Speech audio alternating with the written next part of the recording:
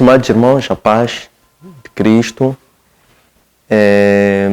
sejam bem-vindos a esta edição do nosso Master Coach, em prol da ministração da palavra. Esta rúbrica é enquadrada no coaching espiritual, do qual nós pretendemos partilhar a palavra de Deus por imersão de meditações profundas na mesma palavra, por indução do Espírito Santo.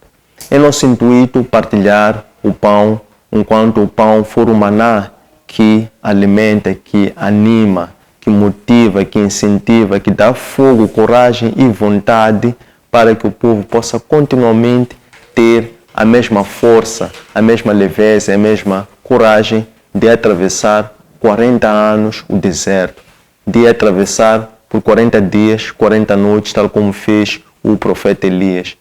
Um e outro caso, o destino era o mesmo, que é o Monte Horebe, que é o Monte Sinai, que é o Monte de Deus, que é o local da decisão.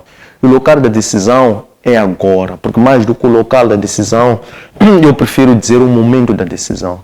O momento da decisão é hoje, é aqui, é agora. Então nós estamos aqui para, por essa via, adorarmos ao Senhor, por indução da palavra de Deus, constante no livro de Tobit, sob o tema A Fé Piedosa de Tobit. No livro de Tobit nós vamos ver desde os capítulos 1 a 9:19. E esta aula vai ter 5 partes, em termos de estrutura. A primeira vai ser as virtudes e aflições de Tobit. A segunda parte vai ser as tribulações de Sara. A terceira parte vai ser a viagem a Ecbatana. A quarta parte vai ser o casamento de Tobias e Sara. E a quinta e última parte vai ser o regresso à casa. Antes de emergir e começarmos a ver assim com detalhe e com profundidade, importa destacar a importância e a pertinência de nos dias de hoje, nos contextos atuais, nós vermos, avaliarmos e emergirmos sobre esta passagem, sobre a fé de Tobit. Tobit é um livro que está no Antigo Testamento e foi considerado um cânon para o caso do Santo Agostinho e também foi aceito como um canone num episcopado que houve no início do novo século, por aí por volta dos anos 300 e tal. E desde então ele passa a constar no canone das Bíblias Sagradas dos cristãos romanos. E como tal, ele tem um pendão em termos de teor, estilo linguístico, ele faz-nos lembrar o resgate, tem algumas partes sobre a literatura sapiencial. E ele resgata muito aquilo que são os valores e as virtudes da cultura judaica, que foi o depósito inicial da herança do Senhor, celebrada com o patriarca Abraão, depois repassada para Isaac, de Isaac para Jacó, Jacó para Israel, por aí em diante. Então, sobre as virtudes e aflições de Tobit, importa dizer que este Tobit, ele era natural de Neftali, que é uma das 12 tribos. E ele, além de ser natural de Neftali, o nome Tobit significa Deus é o meu bem. É o significado do nome Tobit. Então, este Tobit tinha virtudes, tinha dons, tinha talentos, que vamos passar a descrever quais são esses dons, quais são esses talentos que ele tinha enquanto pessoa.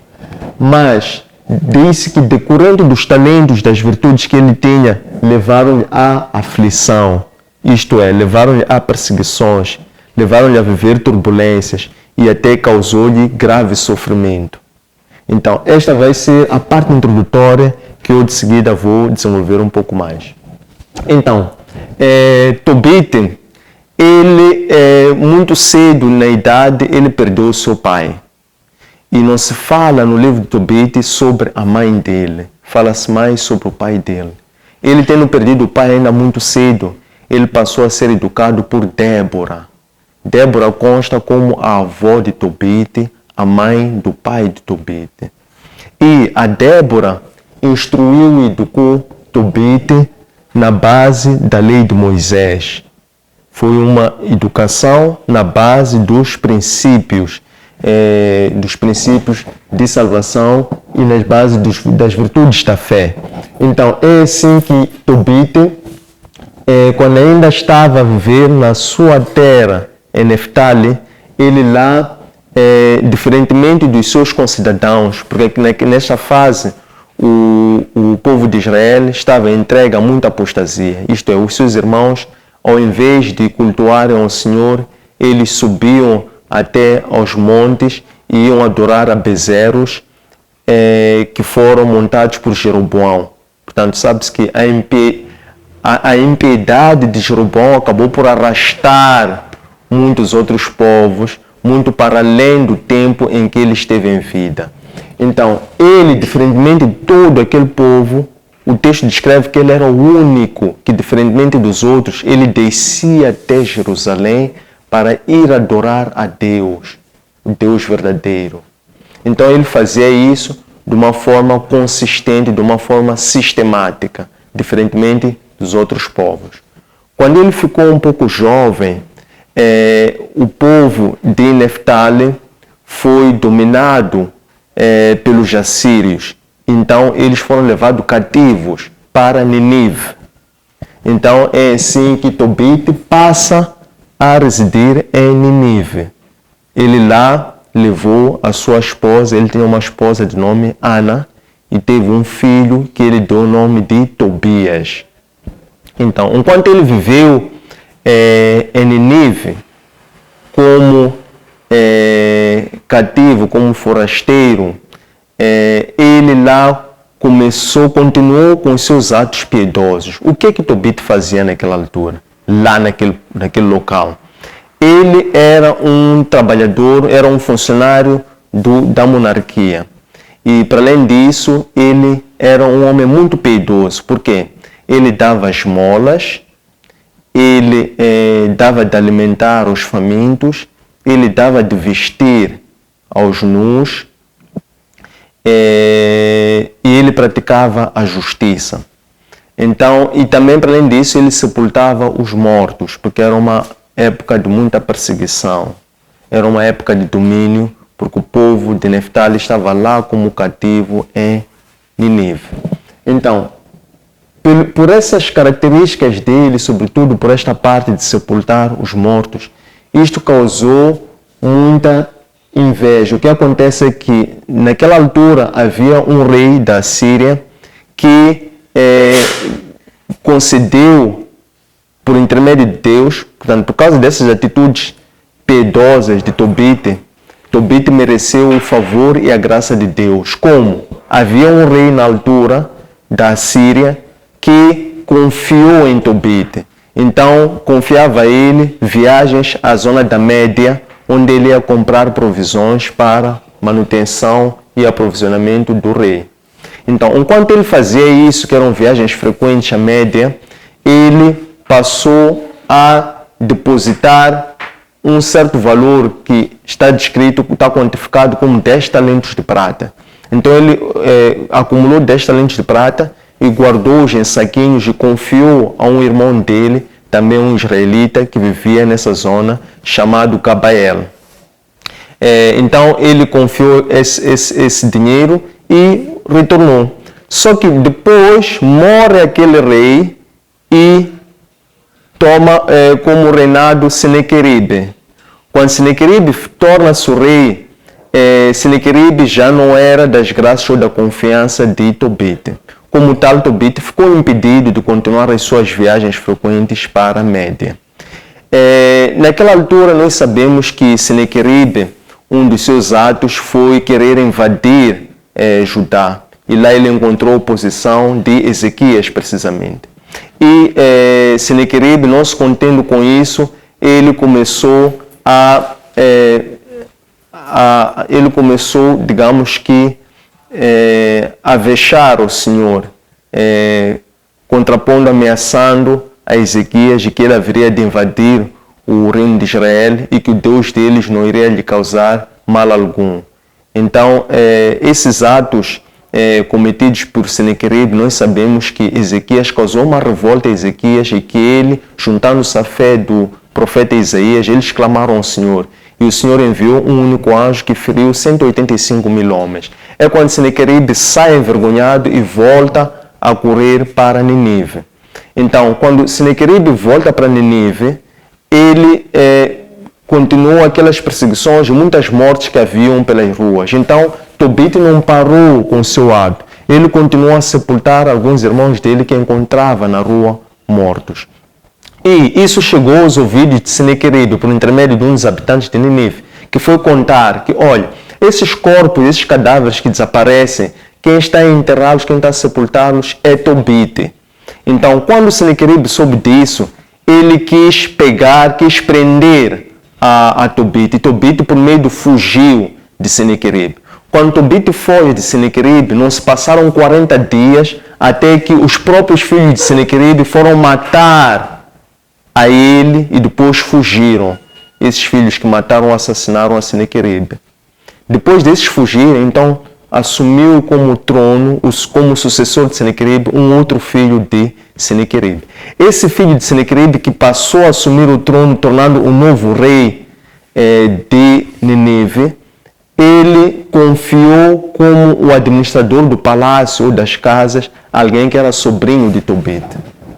Então, este que era sobrinho de Tobit foi pacificar, foi negociar para que este novo rei não visse Tobit como inimigo. É assim que Tobit conseguiu regressar são a Nínive, mas ele já não tinha nada. Por tudo aquilo que ele tinha enquanto meios, o rei Senaqueribe tinha confiscado para o seu próprio tesouro. Então ele, receando a própria vida, acabou fugindo somente com seu filho e a sua esposa e perdeu tudo. Quando volta, naturalmente ele volta e voltou a se inserir naquela nova sociedade. Estando ali naquela nova sociedade, ocorreu que ele estava para celebrar a festa de Pentecostes. E era uma celebração ecumênica e, como tal, ele mandou preparar uma refeição. Quando chegou a hora da refeição, ele viu que a mesa estava farta, mas estava só ele e o filho. E ele diz ao filho, Tobias, vá até a rua e encontre um homem pobre, de bom coração, e traz-lo até aqui para passar a refeição conosco.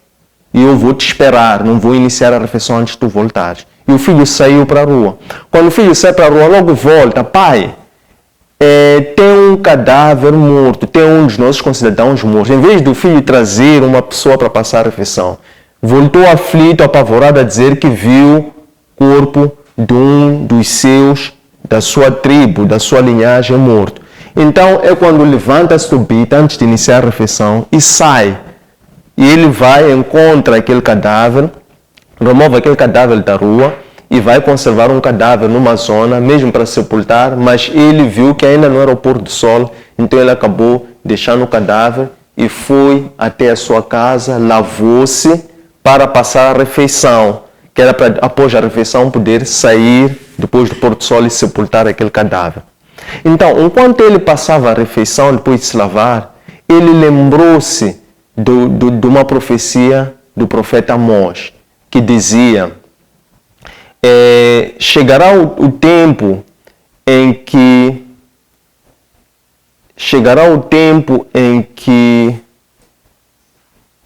o vosso clamor resultará em dor e os vossos cantos em lamentações. Então ele, quando pensou isso, ele começou a ficar triste e chorou. Depois dele ficar triste e chorar, ele terminou a refeição, já era pôr do sol, saiu e foi sepultar aquele corpo. Então os vizinhos, ao verem isso, disseram, mas não faz muito tempo ele fazia isto, fugiu, voltou e ainda continua a fazer isto. Pronto. Terminado esta parte, é quando Tobit volta, após de sepultar aquele corpo, volta para sua casa, lava-se e sobe até o porão de casa para descansar, para repousar. Só quando ele estava a repousar, porque estava quente, ele não cobriu o rosto. Enquanto ele estava deitado, estavam uns pássaros por ali que deixaram cair um excremento. Aquele excremento caiu no olho de Tobit. Quando aquele excremento cai no olho de Tobit, ele começou a coçar e à medida que ia coçando, começavam a sair partes brancas. E ele começava a sentir-se mal porque aquilo estava a causar-lhe ardor à vista. Ele começou a consultar os médicos não estavam a conseguir resolver a situação de Tobit, até que Tobit fica cego. Tobit cego ficou impedido de continuar a trabalhar. Já tinha perdido os bens, não deixou de ser um homem piedoso. Depois, pela sua piedade, levou-lhe ou causou-lhe uma grande aflição, que foi estar impedido de enxergar. Ele, já cego, passou então a viver somente da dependência da sua esposa. Então Ana começou a tecer lá. Então ela tecia lá, vendia, depois as pessoas que encomendavam pagavam. Certa vez a sua esposa Ana teceu lá, vendeu. Então ela, quando volta a casa, voltou com o salário e mais um cabrito. Tobit já não via, ouviu o cabrito. Ela perguntou à esposa: de quem é este cabrito? Ela diz: este cabrito me foi oferecido pelo trabalho que eu fiz. Então ele, por desconfiança, ele disse: não é de bem comermos ou levarmos uma coisa que foi furtada.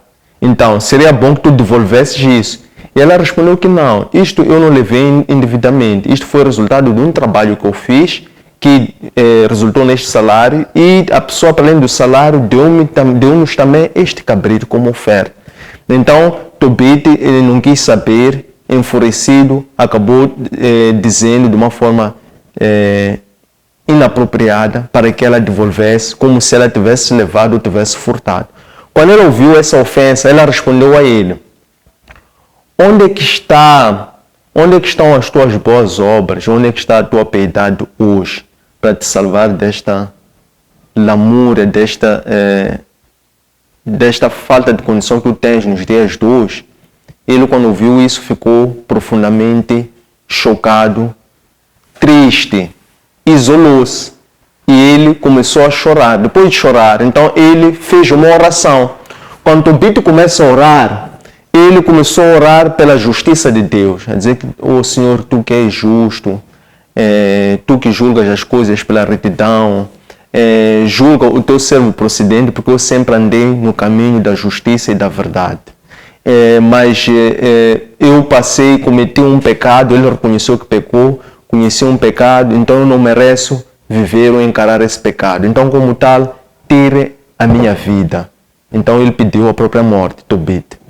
No momento em que Tobit está a fazer esta oração, em outra zona, que é Ecbatana, que fica em Raguel é Média, lá onde Tobit ia depositar as suas poupanças, surge uma outra oração da Sara. Quem é Sara? Sara é uma mulher que estava a viver um momento de muita angústia. Por quê? Porque ela estava a ser acusada por uma das escravas de seu pai de ela ter morto os 7 maridos que ela teve antes. O que acontece é que ela, por 7 vezes, teve maridos, foi casada, mas quando estavam para consumar o casamento, os maridos morriam. E uma das escravas do pai acusou a ela, dizendo que tu é que mataste os teus maridos.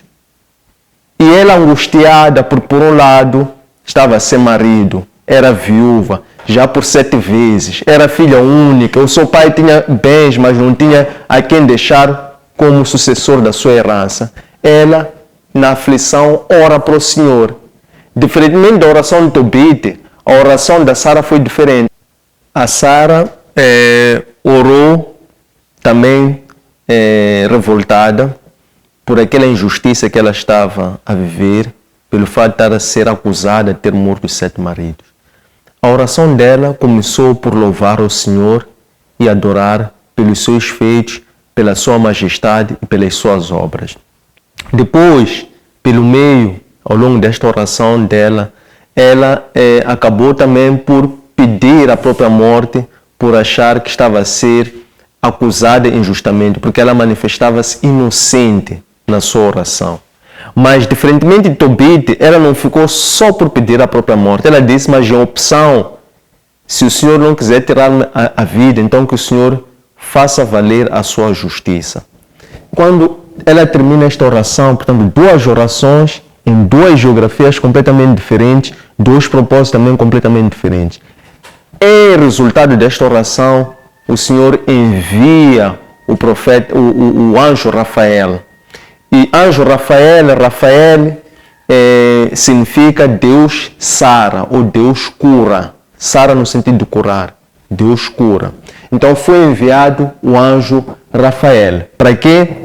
Para ele curar quer a aflição de Tobit, quer a aflição de Sara. É assim que o pai de Tobit, assim que terminou a sua oração, ele decide chamar o filho Tobias.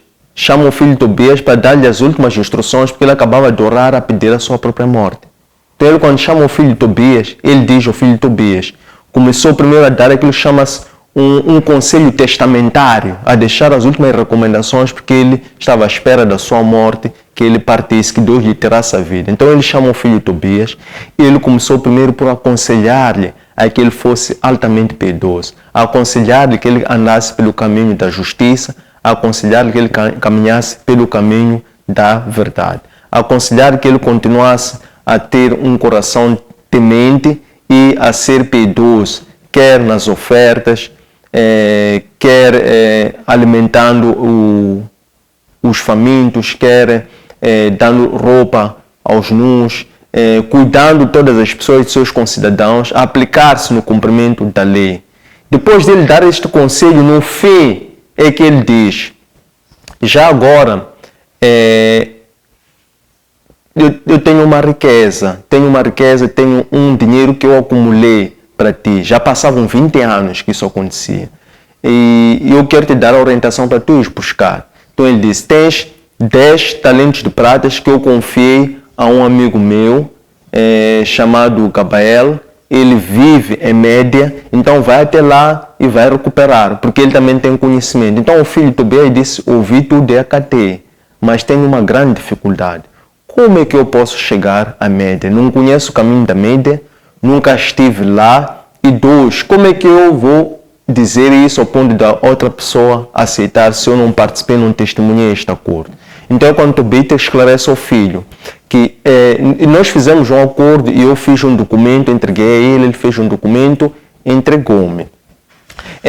Mas sai agora, procura uma pessoa de confiança que possa te levar até lá, depois eu vou pagar o salário dessa pessoa por isso. Então, quando Tobias saiu para procurar essa pessoa, ele cruza-se com o anjo Rafael.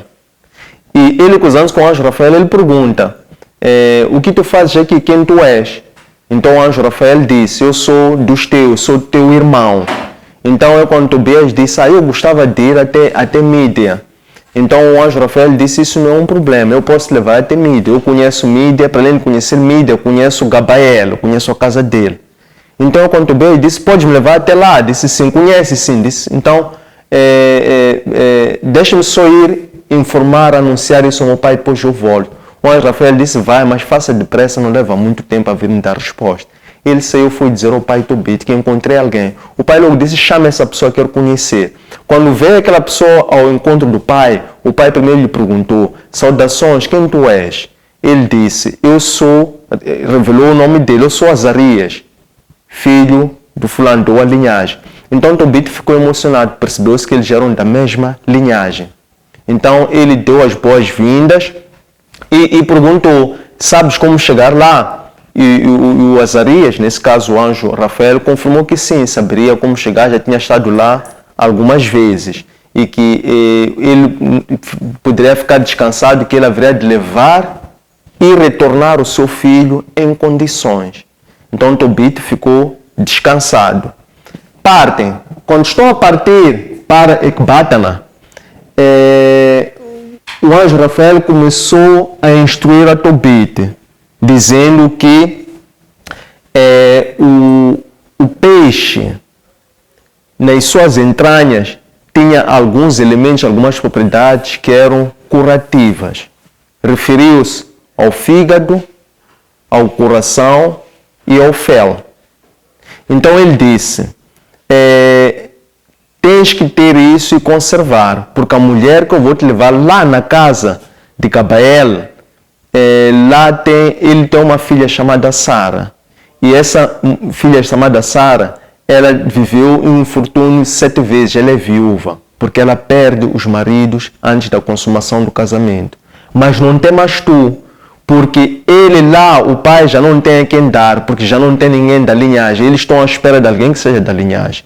E como o teu pai também disse, para tu não olhares para os lados, mas somente ires ver uma mulher lá naquela casa da tua tribo. Então, nós quando chegamos lá, vais preparar uma porção de fígado, uma porção de coração de peixe, e vais pôr no incenso, porque o fumo que aquilo terá vai expulsar o mau demônio que tem tirado a vida dos teus 7 maridos. Então eles caminharam em direção até Ecbatana. Quando chegaram a Ecbatana, o Gabael, vendo-os, reconheceu, saiu e recebeu-os à casa. Pediu que eles entrassem à casa para dar as boas-vindas. E depois é quando o Gabael começa por dizer: o teu rosto faz-me lembrar alguém lá de Neftali, natural de Neftali. Ele existe, está bem o Tobite? Então o anjo respondeu: sim, ele está bem, ele existe, ele vive. Depois Tobias acrescentou: ele é meu pai. Quando Gabael ouviu isso, começou a chorar, soluçar, começaram a abraçar-se, ele e a sua esposa chamada Edna. Então, depois disso, eles convidaram a eles para uma refeição. Quando faz essa refeição, eticamente, primeiro faz a refeição e depois trata-se do assunto que trouxe aquela família àquela outra casa.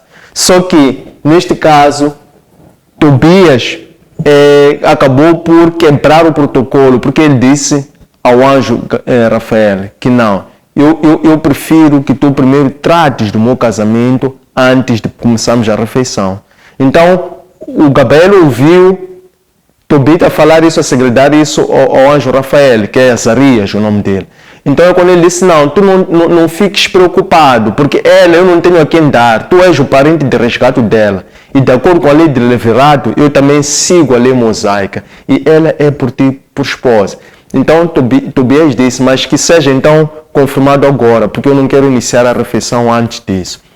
Então foi quando o sogro dele, Gabael, mandou que se entregasse a mão, chamou a filha, entregou a ele mão em casamento, depois iniciaram então a refeição. Quando terminou a refeição, o Gabael pediu que a sua esposa Edna fosse preparar o quarto para as núpcias. Então a mãe Edna saiu com a sua filha, chamada Sara, foram para o quarto para preparar as núpcias. Enquanto ficou um pouco mais em mesa, a refeição, Tobias junto com seu sogro. Quando chegou a hora, então Tobias foi ao repouso, junto com o seu encontro da sua esposa, da sua noiva. Chegado lá, o sogro Gabael ficou preocupado, chamou a esposa e disse: olha, nós temos um problema.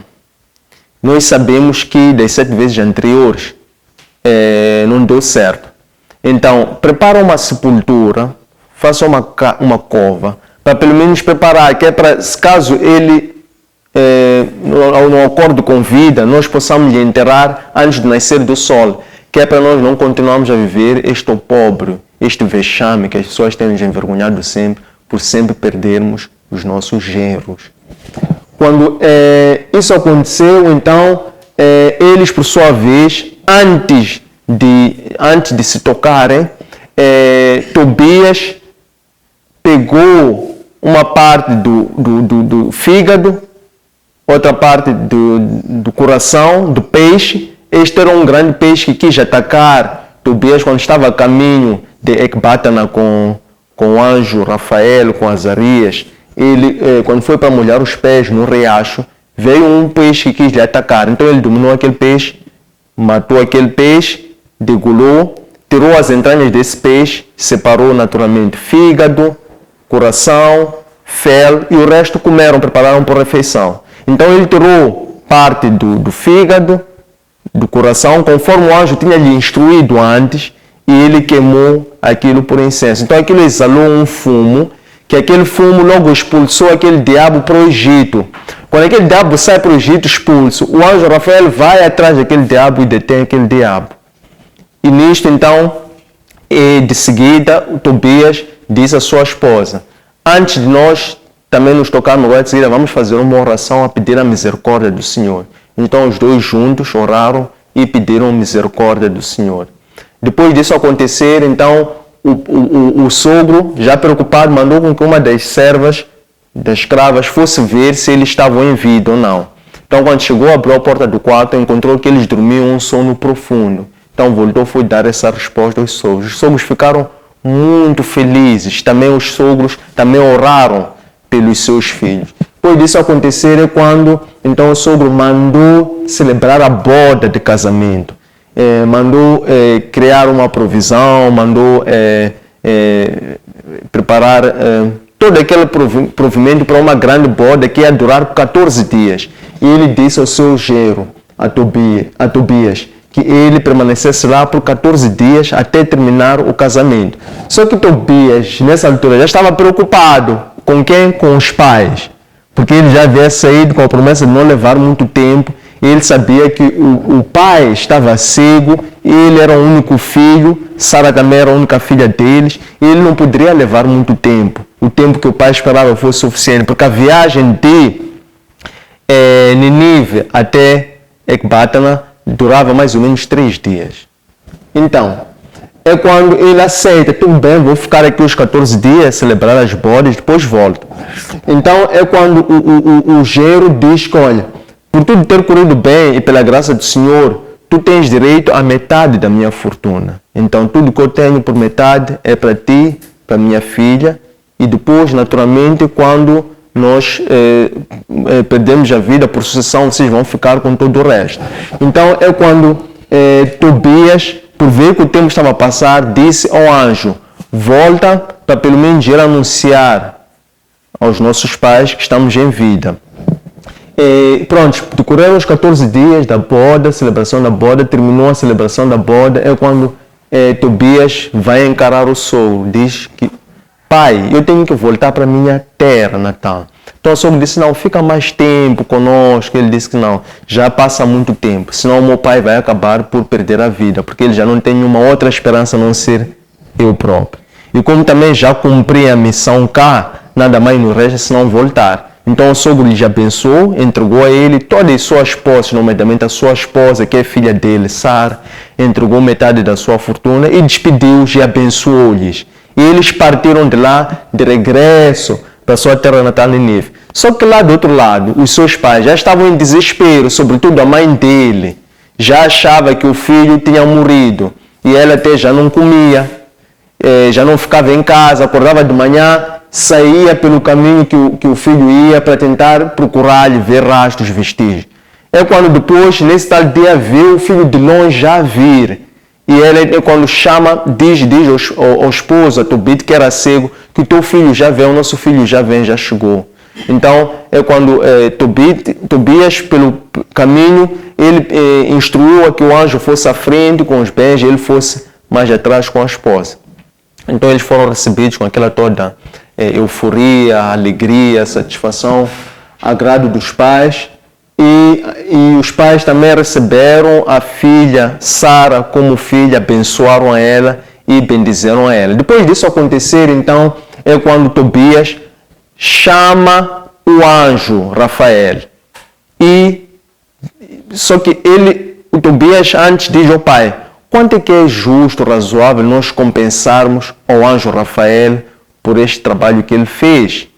Posso lhe dar metade da minha fortuna? O pai do Tobias, chamado Tobit, confirmou, sim, ele foi muito zeloso E isso é o mínimo que nós podemos dar a ele. Então chamaram o anjo Rafael, que é o Azarias. Quando o anjo Rafael, que é Azarias, está na presença de Tobit e seu filho Tobias, é quando o anjo Rafael começou a falar, a revelar-se. Que olha, é bom louvar o Senhor, exaltar os seus feitos e bendizer o seu nome. Porque tudo isso que aconteceu, até poderia parecer que eu estava a comer, eu não estava a comer, eu estava a trabalhar.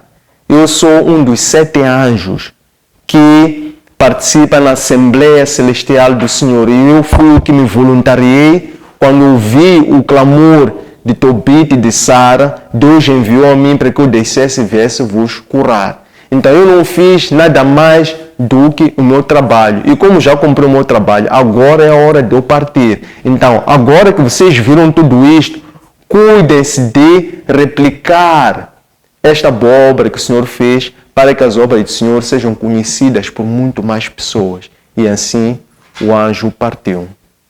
Tendo partido o anjo, que significa o corte ou termo deste trecho que queríamos trazer para a nossa reflexão, então vai se iniciar a segunda parte da nossa aula de ministração, em que fica aberta a sessão para questões, comentários, dúvidas, sugestões. Muito obrigado. Eu gostaria de saber se o Tobias recebe o anjo Rafael na sua qualidade de anjo ou como uma simples pessoa que poderia lhe ajudar. Por que eu trago essa questão? Eu acho que é fácil saber que esta pessoa vem da parte de Deus e eu aceito logo. É mais por aí que eu trago essa questão. Mas, por enquanto é este. Sim. Por enquanto é este. Obrigado. O Tobit deu ao amigo dele guardar a prata. Como ele conseguiu essa prata? Será que nas viagens que fazia recebia alguma coisa? Esta é a primeira questão. A seguir, o Tobias pediu para ser acompanhado para ir levar prata do pai. Como mudou o assunto para o casamento? Tem uma questão que eu se calhar esqueci-me de fazer na aula passada e trouxe para cá. O que eu gostaria de perceber é se até hoje a Arca da Aliança representa Deus ou com a morte e ressurreição do Cristo, o rasgar das vestes, o rasgar dos véus que separavam o lugar santo e o santo dos santos, esta prática parou de ser usada, parou de se olhar a arca como um representante de Deus. Ok, muito obrigado. Podes repetir, se não te importar já? Sim. O que eu queria perceber é se a Arca da Aliança até então, até os dias de hoje, ainda tem a mesma força de representar Deus como tinha anterior, ou esta prática parou quando rasgou-se os véus que separavam os lugares santos dos santos dos santos.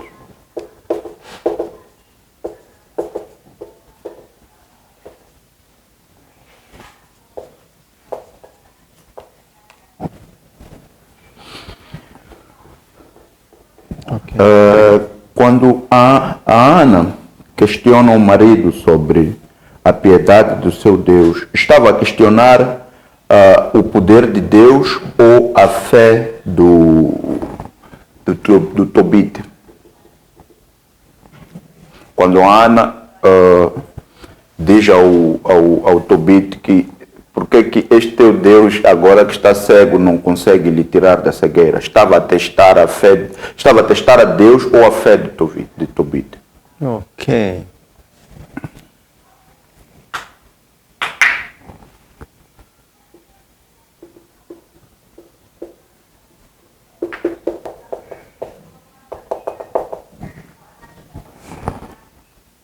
Sim. Eu também queria perceber se o Tobias conseguiu trazer os bens amealhados pelo pai ou apenas trouxe os foi dado pelo seu sogro?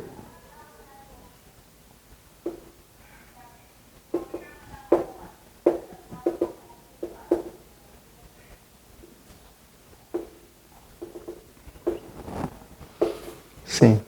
Gostaria também de saber se o Deus curou a cegueira do Tobit, se sim, como é que foi este episódio?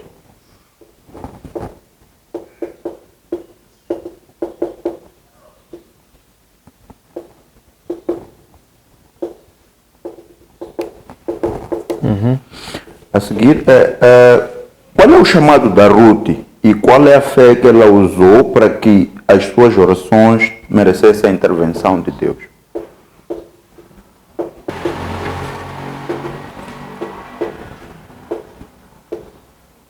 Para que as suas orações merecessem a intervenção de Deus através do anjo Rafael. Está falando de Sara, né? Sim, Sara. É Sara, não é Ruth, desculpa, é Sara. Ok. É Sara, desculpa. Escrevi Ruth, eu estava lembrando. É Sara, sim.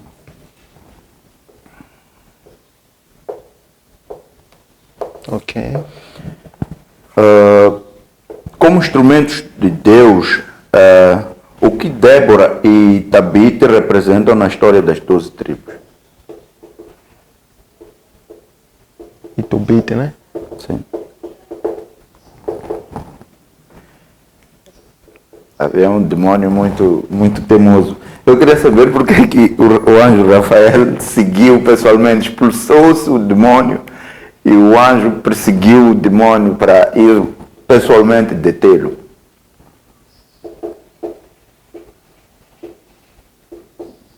Obrigado.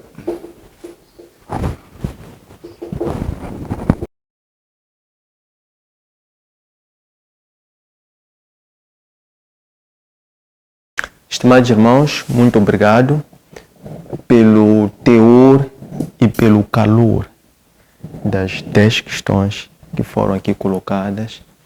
Elas vão, em certa maneira, sobreaquecer esta nossa reflexão, dando cor, intensidade, luz, vida. Ao fim do dia, nós queremos que isto seja um verdadeiro maná para nos alimentar ao longo desta seara. A primeira questão: o Tobias recebe o anjo Rafael na qualidade de um anjo ou como uma simples pessoa? Esta questão é muito interessante como um ponto de partida. Vamos primeiro rever o que é que o pai disse ao filho, o que é que Tobit disse a Tobias. Tobit disse a Tobias, instruiu-lhe que ele deveria, naturalmente, dar disposições do testamento, né? E depois disse-lhe que ele encontrasse um homem de confiança que pudesse lhe levar até a Mídia, porque Tobias de pronto disse: pai, eu não conheço esse local, nunca lá estive, não sei como chegar a este local. Então o pai respondeu: Tobias, sai pela rua fora, procura e has de encontrar essa pessoa. Essa foi a instrução que Tobit disse a Tobias: sai e procura uma pessoa de confiança. Tobias saiu obedecendo ao pai e ele deparou-se com alguém sem saber que é um anjo. Está a ver, uma pessoa. Ele encontrou uma pessoa, não encontrou um anjo. Então, ele encontrou essa pessoa e perguntou o que a pessoa fazia ali. E ele respondeu que ele estava por ali em percurso, em andamento. Então, é quando ele faz a segunda pergunta: conheces Midian? Consegues chegar até lá? Sabes como chegar até lá? E ele respondeu: eu conheço Midian, eu já lá estive, conheço o caminho, já lá estive e até já estive em casa de Gabael. ele deu na sua resposta sinais que o Tobias levou como resposta ao pai, porque ele disse, tudo bem, ouvi, mas não posso decidir, tenho que consultar o meu pai. É quando o anjo Rafael Azarias disse-lhe, vai consultar o teu pai, mas não leva muito tempo, volta com uma resposta. É quando Tobias vai e diz ao pai, encontrei alguém que diz que conhece e já lá esteve. E o pai disse, traz esta pessoa, quero conhecer essa pessoa e quero certificar-me que realmente é uma boa pessoa e é uma pessoa séria, comprometida, que vai te levar até lá. Quando entrou Azarias, Tobias ainda nem sequer conhecia o nome Azarias. Quando entrou enquanto homem, a primeira pergunta que Tobias fez foi, quem tu és?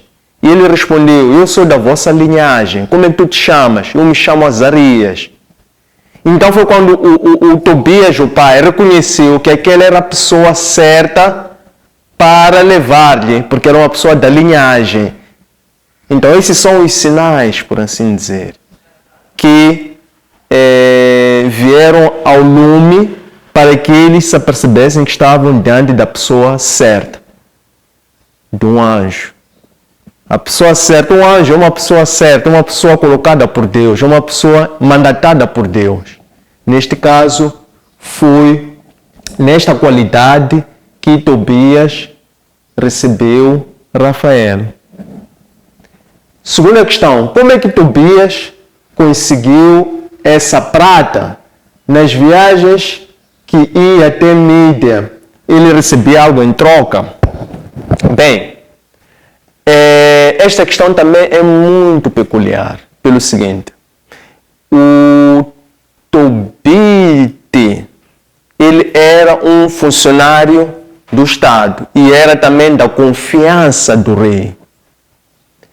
Mas por que ele foi da confiança do rei? Até o ponto de o rei lhe confiar que ele fosse fazer as compras para aprovisionamento do palácio. É que isso resulta da piedade de Tobite, porque ele era uma pessoa que andava no caminho da verdade e da justiça. Como? Alimentando os famintos, dando roupa aos nus, sepultando os irmãos cadáveres que eram abandonados numa época muito difícil, indo ao culto a Jerusalém, diferentemente de todos os outros que não faziam, e nesses cultos ele fazia, levando a sua fidelidade, ofertas, ação de graça que ele fazia e levava dízimo. Então, por conta disto tudo, Deus lhe deu um favor e uma graça, que foi o fato do rei confiar a ele. Quando o rei confiava a ele, decorrente disto, ele descia a Mídia para ir fazer as compras. Enquanto ele descia a Mídia para fazer as compras, ele, naturalmente, que descia com recursos, com provisionamento. Ele fazia as compras pontualmente, tal e qual o rei pedia. Ele cumpria. Para além disso, ele começou a criar uma provisão, mas na altura que ele estava a fazer essa provisão, era para deixar com alguém de confiança lá. Eles sabendo que um dia haveria de precisar, mas não que ele soubesse qual seria esse dia. Ele tão somente sabia que estava a acumular uma riqueza, uma provisão que poderia precisar num futuro, quando ele não sabia, em que circunstâncias também não sabia. Mas somente ele estava ciente, estava a deixar com alguém da sua confiança. Foi assim que ele conseguiu essa prática. Quer dizer, respondi e dei um pouco mais de subsídio, porque a pergunta era como é que ele conseguiu a prata. Certo? Ok. Então, como é que Tobite, indo inicialmente para buscar a riqueza, acabou por se casar? Ok. Se o plano inicial do Tobite era para ir recuperar essa riqueza, por que então, mais do que essa riqueza, que são os 10 talentos de prata, depois ele acabou por se casar com a Sara? Como é que o assunto mudou para casamento? O que acontece é que quando Tobit mandou o filho para ir buscar a riqueza, aquilo resultou de uma oração que ele fez. Então temos que perceber o que é que continha nessa oração que ele fez e por que razão ele orou daquela forma. Ele orou em revolta e ele estava a clamar por justiça de Deus, porque ele dizia que ele era uma pessoa que andava no caminho da justiça e da verdade e que era deprimente para ele, angustiante, estar a passar por aquele constrangimento imposto pela própria esposa, quando ele era uma pessoa piedosa. Então, ele disse que ele não aguentaria viver e enfrentar aquilo, porque se ele era uma pessoa piedosa, como é que depois ele termina sendo cego, e como se não bastasse cego, ainda a esposa lhe humilhasse daquela forma? Então ele pediu ao Senhor, tire-me a vida. Essa foi a oração de Tobit, sim. Quando Tobit acaba de orar, então ele já tinha pedido a própria morte. Então é por isso que ele chamou o filho para lhe dar a conhecer o testamento. Nesse testamento, houve 3 partes principais desse testamento. A primeira parte desse testamento, a primeira riqueza que estava nesse testamento que ele deu, foi instruir, clamar para que o filho Tobias seguisse o caminho da justiça e da verdade.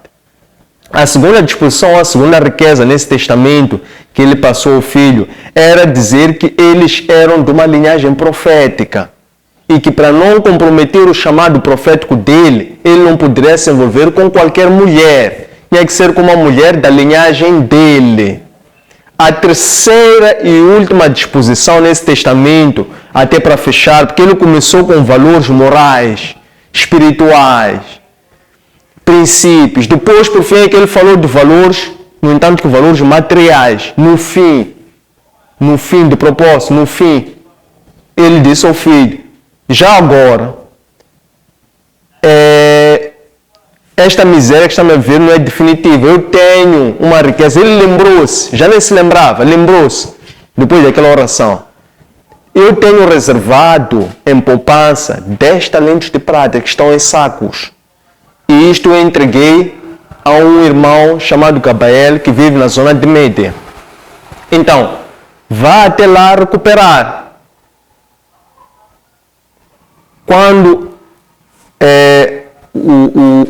quando termina esta instrução, então saiu Tobit a conhecer estas disposições. Então ele ia para lá com o conhecimento das 3 disposições, que eram as 3 componentes da riqueza, do testamento, do legado que o pai estava a transmitir para o filho.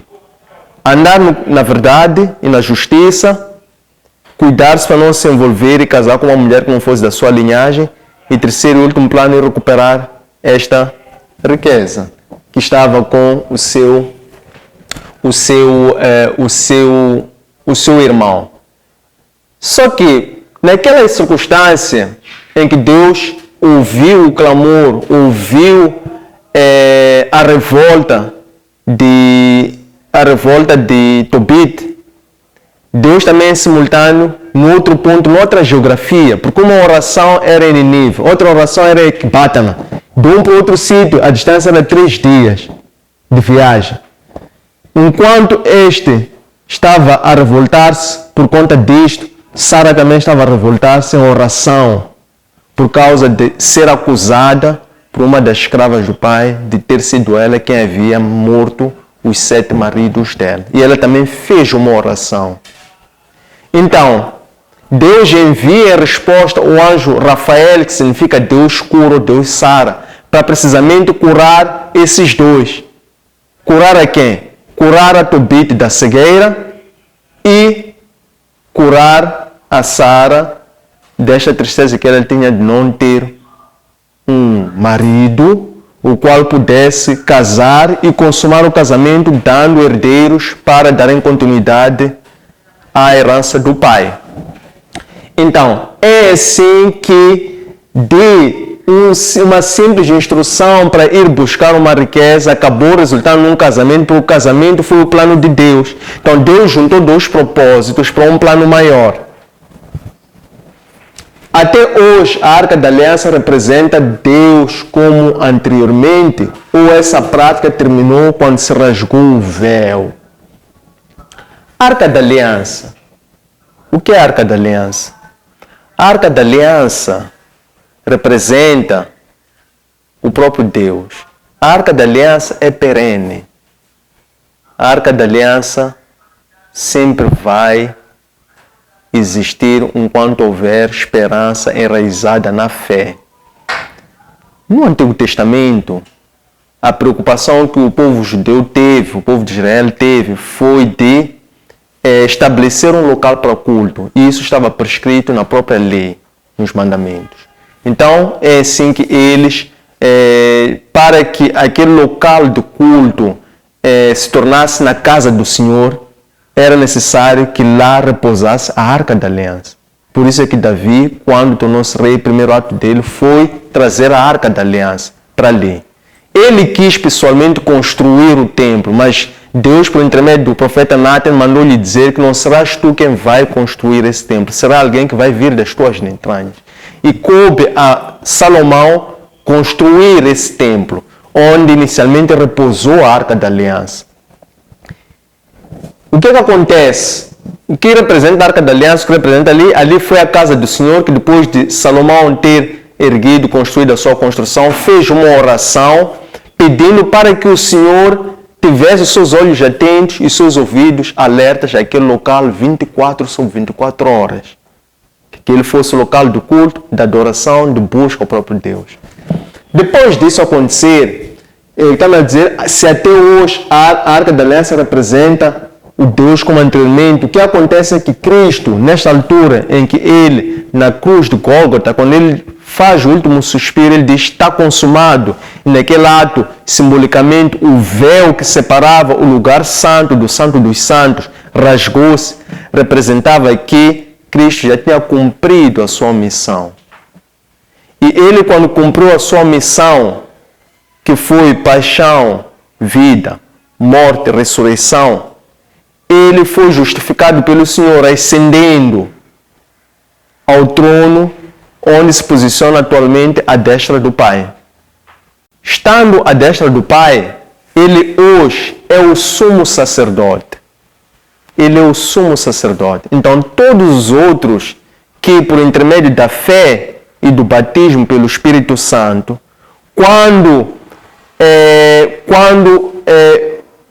buscam ao Senhor por intermédio, evocando o seu nome, o nome de Cristo, então esses tornam-se sacerdotes de Cristo.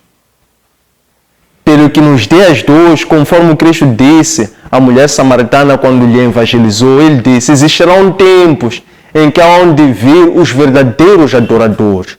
Só aqueles que irão adorar em espírito e em verdade. E Cristo também disse que eu vou destruir esse templo e vou reconstruir esse templo em 3 dias. Os fariseus disseram, 46 anos foi o tempo que levou para que esse templo fosse construído. Como é que tu hoje nos dizes que em 3 dias vais destruir e reconstruir esse templo? O que é que estava a significar? O que é que Cristo estava a querer dizer? Que o templo do Senhor hoje, o que é? É o corpo. É o corpo. O corpo é a igreja do Senhor. O corpo, a pessoa, é a noiva do Senhor, é a noiva de Sião. Cristo é a cabeça da igreja. Então, voltando à questão, se até hoje a arca representa Deus como anteriormente, sim, é perene, e se essa prática terminou quando se rasgou o véu, não, essa prática não parou, só alterou a configuração, porque a mulher samaritana perguntou a Cristo, onde é que eu posso te adorar? Ela queria saber o local, se Cristo deveria dizer templo X ou local tal. Cristo disse não. Onde existir templos, onde existir verdadeiros adoradores, que vão lhe adorar em espírito e em verdade, onde estiverem, como estiverem. Porque o templo, esse templo é o próprio corpo. Não é no corpo que repousa o templo, porque nós não somos o templo, nem nunca seremos. Nós não somos a arca, nem nunca seremos a arca. A arca é representativa do próprio Deus. Nós acedemos ao Deus por intermédio de Cristo. Quando nós assim fazemos, estamos a interceder ao sumo sacerdote, nós indo na condição de sacerdote, para podermos aceder ao Pai.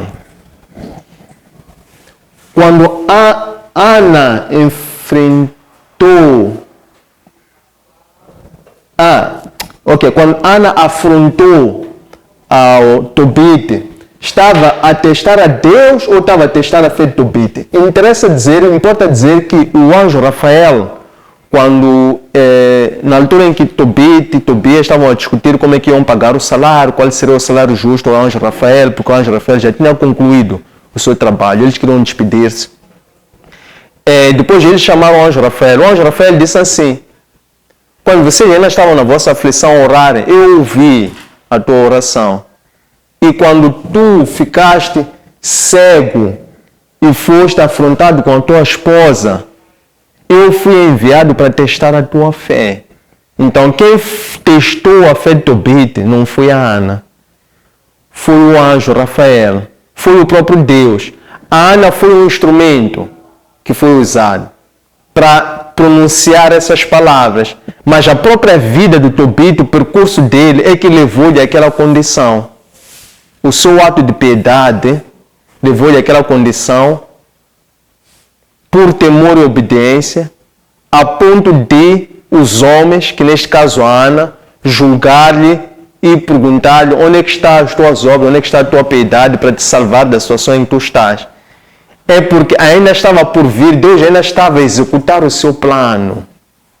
Ainda estava a vir o plano de Deus, que era para que Tobite se revoltasse e, através da sua oração e clamor, se fizesse cumprir o seu plano da cura de Tobite, da cura da Sara, por intermédio do anjo Rafael, que significa Deus cura, Deus Sara, que haveria de ser enviado para fazer cumprir um plano maior, que é o plano de Deus. Tobias conseguiu trazer os talentos de prata ou somente os bens do sogro? Tobias trouxe ambos. Portanto, ele foi, o sogro devolveu-lhe os 10 talentos e também, por ter casado com a sua filha, deu-lhe metade da sua riqueza. Deus usou a cegueira de Tobite. Como foi esse...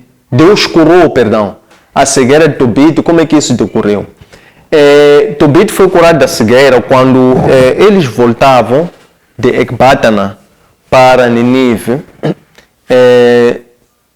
Tobite conservou nessa altura ainda aquela parte do peixe, que é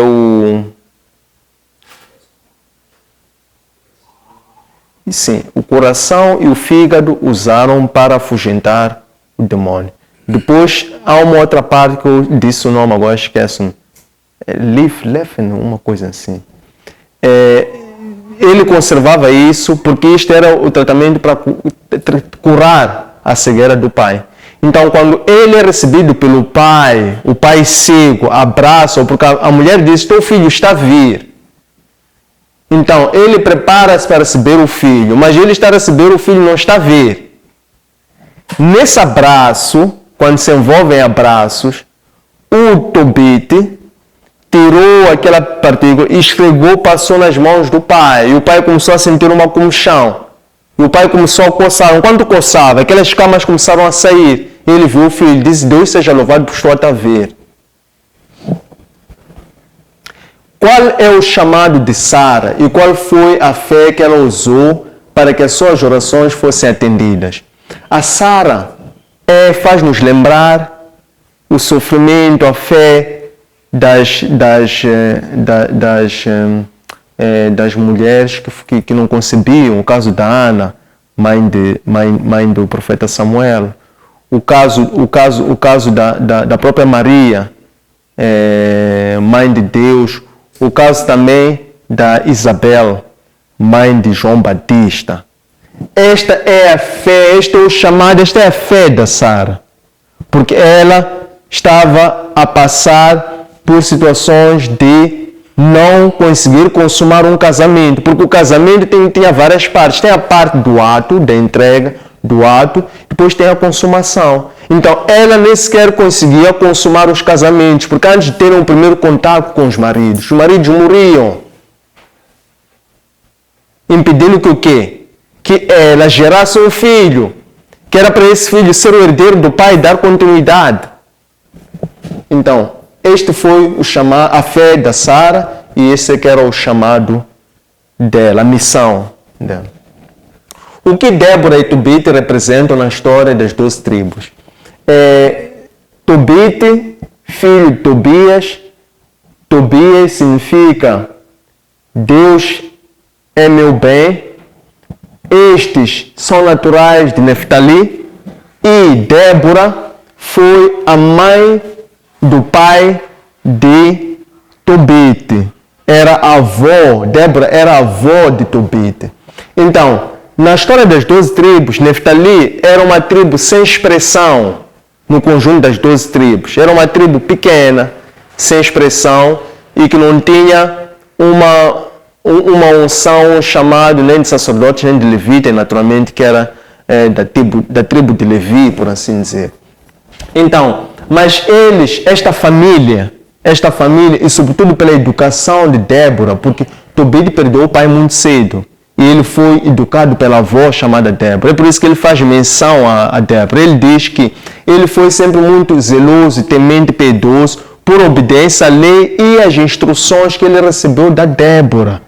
Então, Débora foi, apesar de serem de uma família sem expressão, pequena, uma tribo pequena, foi a Débora que teve o papel de educar Tobite no caminho da verdade, no caminho da justiça, no caminho da verdade. É assim que desde muito cedo, Tobite, diferentemente dos outros, todos os outros povos daquela tribo, eles iam adorar a Deus em bezeros, em lugares altos, montados por Jeroboão. Mas esta família, Tobite, não fazia assim. Ele descia até Jerusalém, levava ofertas, dízimos e praticava ação de graça.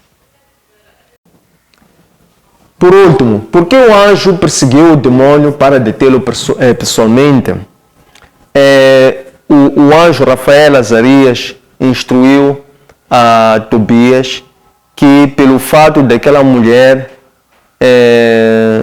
ter perdido 7 maridos, era por conta de um demônio.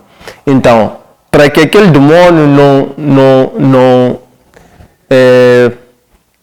não prejudicasse a eles próprios o casamento, impedindo o cumprimento do plano do Senhor, ele não deveria temer. Foi o que o anjo disse: não temas. Não temas, porque há uma forma, um remédio, um tratamento para que este anjo seja expulso.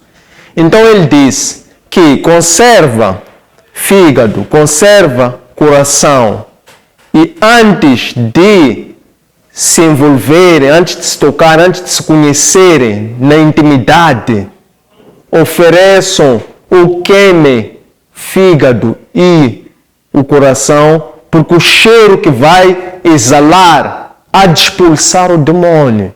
Então, este cheiro, quando ele preparou e antes deles se conhecerem, ele pegou o incenso, colocou estes 2 pedaços, essas 2 partes do peixe, e aquilo começou a exalar aquele cheiro. Esse foi o primeiro ato. E depois, quando exalou aquele cheiro, efetivou-se o que o anjo havia sugerido, é que o anjo haveria de ser afugir, haveria de fugir, sair daquele ambiente, de abandonar aquele corpo, abandonar aquela casa. Foi o que o anjo fez, fugiu. Mas o anjo encarregou-se de perseguir aquele demônio, e mais do que deixá-lo fugir, voltar para o Egito, ele quis pessoalmente deter este anjo. Aqueles pedaços, aqueles órgãos do peixe, era para afugentar. E realmente o demônio fugiu, voltando para o Egito. Mas o anjo, para além de deixá-lo simplesmente, fez a parte dele, porque primeiro tinha que se afugentar. Depois de se afugentar, então o anjo tratou de ir deter este demônio e destruí-lo, né? Mandá-lo para a condenação, impedir a sua eficácia, cortar as raízes. Tendo chegado a este ponto, esta lição, esta aula de ministração da palavra, encontram disponível na nossa plataforma Facebook, Antônio Sende Traz de Baixo Oficial, YouTube, Antônio Sende Traz de Baixo LDA e no nosso aplicativo Elo App. Um abraço de luz e até breve.